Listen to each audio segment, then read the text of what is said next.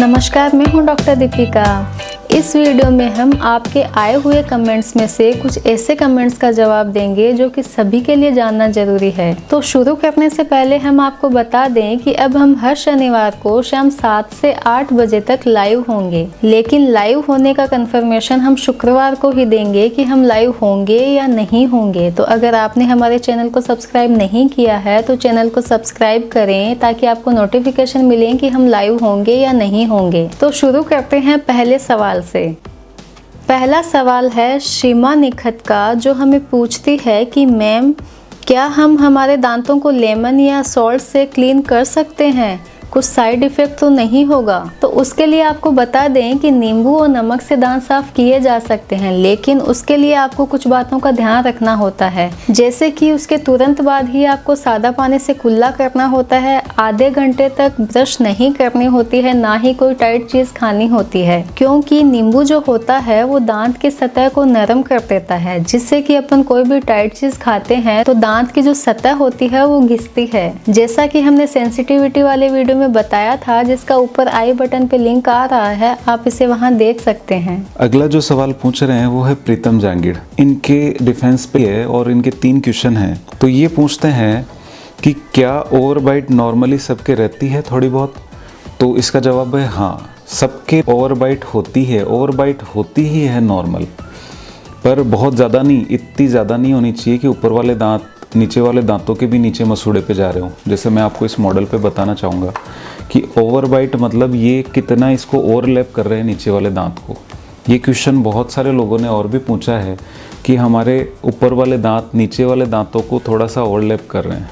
तो ये होता ही है थोड़ा सा, और ये इतना नहीं होना चाहिए कि ऊपर वाले दांत नीचे वाले दांतों के मसूड़े तक जा रहे हैं, तो ऐसा नहीं होना चाहिए। प्रीतम का ही नेक्स्ट क्वेश्चन है कि एंटीरियर ओपन बाइट को सही करने में कितना टाइम एंड मनी रिक्वायर्ड है?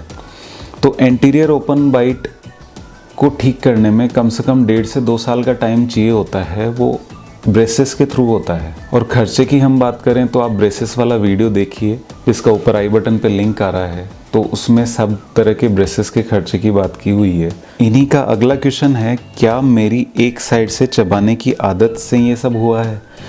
तो एक्चुअल में आपके एक साइड चबाने की वजह से ओपन बाइट कभी नहीं आती, ये तो आपके पहले से है वो ही है।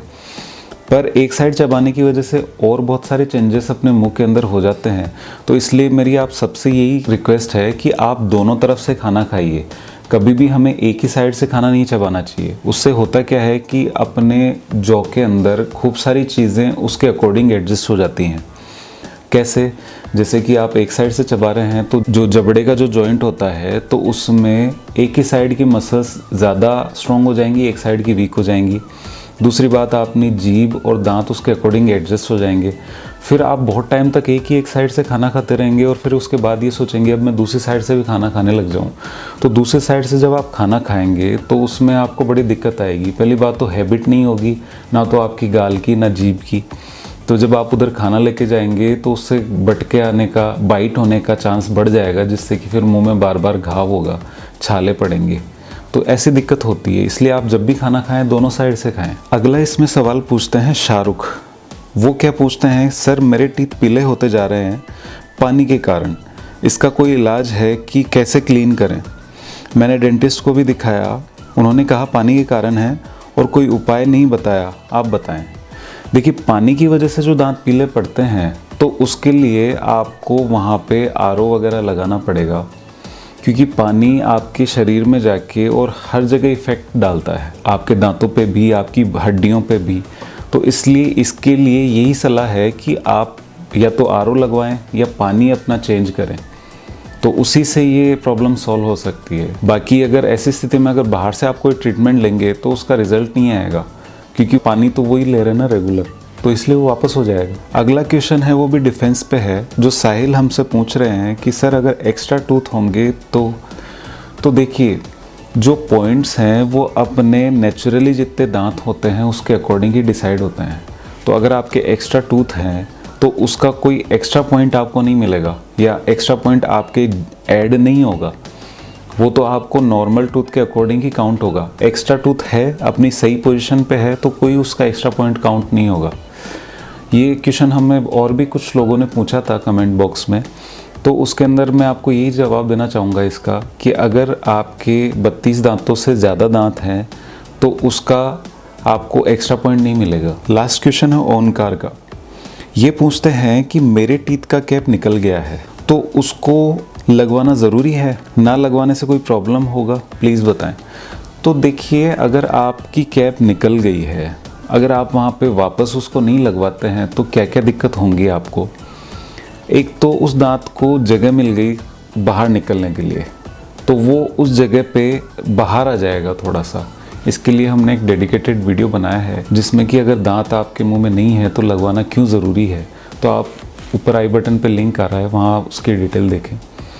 तो इसमें होता क्या है कि अपने ये दांतों की नॉर्मल फिनोमेना है कि अगर कहीं पे गैप है तो दांत उस तरफ शिफ्ट हो जाते हैं।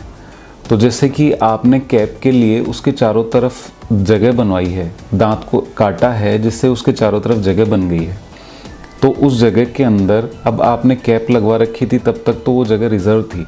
जैसे ही कैप हट गई तो वो जगह कवर होना शुरू हो जाती है। तो कुछ महीनों बाद वो जगह जो कैप के लिए बनाई हुई है वो कवर हो जाती है, फिर वापस उस पर कैप लगेगी नहीं।